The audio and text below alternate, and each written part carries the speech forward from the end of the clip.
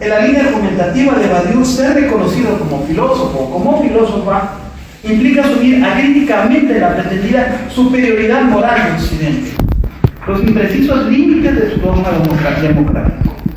Frente a esta impostura ya no se trata expresamente de estructurar de sus condiciones, de sus falsificaciones morales, de esa impostura, en las formas en que asume la plasticidad de eso que hoy se llama, con poco rigor, filosofía.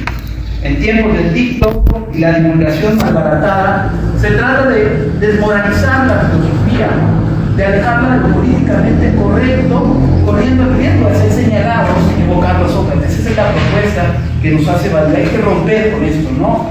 Se trata de evocando a Sócrates como los nuevos corruptores de la juventud. Se trata, lo cito de nuevo, de arriesgarse a exponerla de nuevo al juicio de los impostores y de los sofistas. Fin de la cita. ¿Qué quiere decir o significa todo lo anterior a las luces de un filosofar disidente?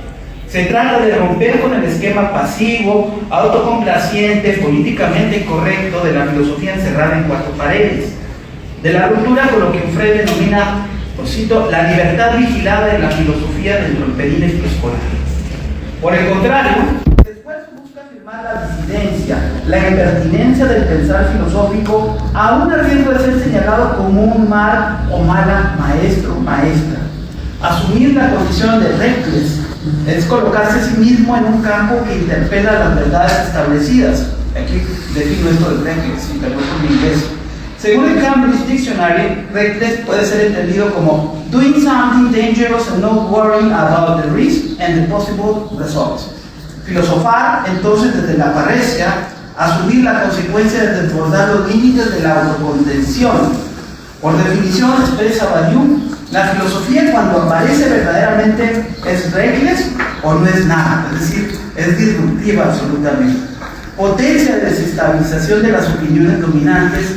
Ella convoca a la juventud a algunos puntos en que se decide la creación continua de una verdad nueva. Ahí la cita.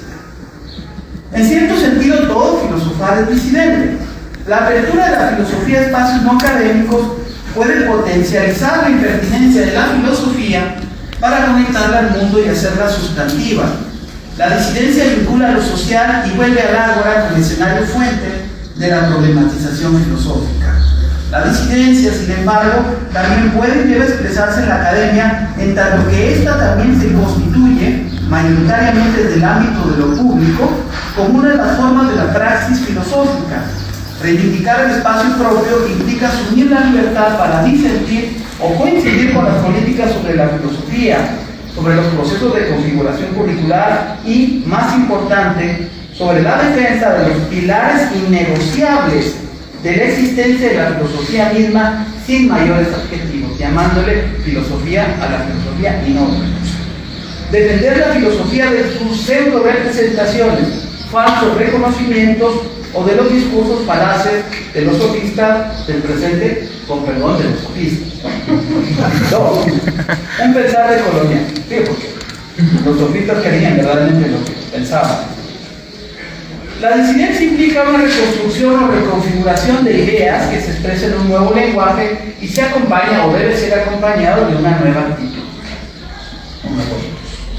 Considerado desde una perspectiva decolonial, el saber filosófico tiene la capacidad de interrogarse en sus propios fundamentos, despojándose de los universalismos y las generalizaciones del pensar que han dominado históricamente la estructura formativa del etos filosófico occidental. En su renovación, la perspectiva decolonial del saber filosófico implica, entre otros múltiples asuntos, el cuestionamiento de las estructuras patriarcales, eurocentristas o racistas del pensamiento que han dominado las formas que asume su tradición, lo mismo que el reconocimiento de los saberes no considerados por los discursos dominantes. En tanto, filosofía práctica puede implicar un proyecto de incidencia social de la filosofía en las diversas formas en que puede constituirse: comunidades filosóficas, círculos de lectura, comunidades de aprendizaje, cafés filosóficos, consultorías, etc., que no deja de lado aquello que está resuelto a transformar, Se trata de generar en la academia y fuera de ella una diferencia, como decía Deleuze, una irrupción y un acontecimiento en la práctica filosófica. ¿Cómo incorporar entonces saberes y sabiduría no reconocida incluso por el canon filosófico del que se nutre generalmente la academia que nos forma o en la que formamos? En la apertura del mundo, que implica conceder un lugar a la cotidianidad, aquello que nos afecta, que afecta y que nos afecta, sobre aquello que preocupa y que nos ocupa, el presente. Una ontología del presente, diría Rousseau. Un análisis crítico de la distancia entre el discurso y la vida filosófica no puede ignorar que, en particular en la modernidad, la filosofía se convirtió en un saber especializado, esotérico y academicista. La escolarización e institucionalización de la filosofía lograron desarrollar una brecha entre la filosofía y la vida misma al ponerse al servicio de algo diferente a sus propios fines. Ahora la sociedad competitiva, el mercado, los diversos mecanismos de una filosofía útil o utilitaria, por ejemplo. La filosofía institucionalizada tiende siempre al inmovilismo. Por el contrario, Onfray nos recuerda que, y lo cito, la comunidad debe evitar la trampa mayor, el encierro geográfico, la localización precisa en el espacio, el funcionamiento sedentario que desemboca rápidamente en la secta conducida por un gurú. En cambio, debe ser abierta, móvil, dinámica, en movimiento permanente. En una palabra, nombre. Fin de la cita. Una serie de cuestiones se imponen en este diálogo. Para explicar esta transformación que opera en la tradición filosófica, Foucault refiere a la hermenéutica del sujeto el desplazamiento y transformación de la equideleia, eotu, o la inquietud de sí, marcada como actitud existencial, vital de filosofar respecto al mundo, a favor de la preeminencia del notis auton, el conoce de ti mismo, que en la filosofía moderna estaría marcada sobre todo por la dimensión epistemológica, referida entonces al problema del conocimiento como el problema central de la filosofía. Denomina este capítulo el momento cartesiano, en tanto que este muestra un desplazamiento y una transformación del sentido de conócete a ti mismo y una descalificación del cuidado o de la inquietud del sí. Cito directo a Foucault. Ese momento cartesiano recalificó filosóficamente el notis auton, el conócete a ti mismo. En efecto, y aquí las cosas son muy simples, el proceder cartesiano, el que se lee muy explícitamente en las meditaciones, sitúa en el origen, en el punto de partida del rumbo filosófico, la evidencia. La evidencia tal como aparece, es decir, tal como se da efectivamente a la conciencia, sin ninguna duda posible. El rumbo cartesiano se refiere al autoconocimiento, al menos como forma de conciencia. Hasta ahí. Al poner al centro el yo de la conciencia, traducido como centro epistémico, los aspectos prácticos que constituían a su vez la inquietud de sí, referidos a la existencia completa del sujeto, se marginarán gradualmente del campo del pensamiento filosófico moderno. La vida del yo en adelante consiste en la afirmación de la certeza como principio de acción. La razón asume la preeminencia y la espiritualidad, ligada a la producción de verdades sujetos o de sí mismo, ya desligada de su carácter de ascesis personal o proceso hermenéutico, se desplaza al campo trascendental, metafísico, religioso. Verbum non res. Bajo la premisa de que, cito nuevamente a Epicuro, hay que reír al mismo tiempo que filosofar y también atender los asuntos domésticos y mantener las demás relaciones sin cesar, nunca de proclamar las sentencias de la recta filosofía. Epicuro nos recuerda la singularidad de la experiencia filosófica. Discurso y vida son partes de un todo coherente que tiene en el espacio público su centro referencial. Este trabajo se pregunta, entre otras cuestiones, hasta dónde el dispositivo académico que conforma la filosofía profesional subvierte e ignora las epistemologías populares alternas, estableciendo de ese modo, como en la visión platónica, una distinción tajante entre la doxa y la episteme. Romper el dispositivo supondría entonces salir de la torre de marfil de la teoría y entrar de lleno en la complejidad del mundo y sus problemas, claro, desde una perspectiva filosófica. En esta esfera, ¿cuál es el papel específico de la filosofía para incidir en lo social?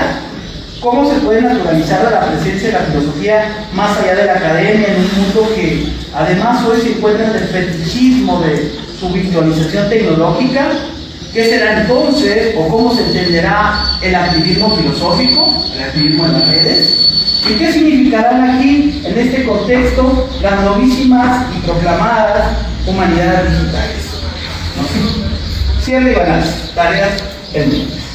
A 10 años de un acontecimiento, porque yo sí creo que es un acontecimiento que marca un antes y un después, en la filosofía de Monterrey, sistemáticamente marginada, decorativa, formalizada, con poca o nula conexión con lo social, ¿cuál es el balance de la acción de la comunidad filosófica Monterrey, considerada como una instancia que ha pretendido desde su propia fundación colocarse en el otro margen de la filosofía?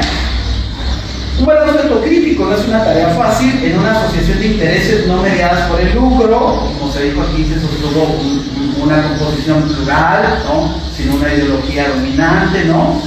O fuera de la institucionalidad formal, como lo puede ser una instancia académica abundante, pero no conclusiva.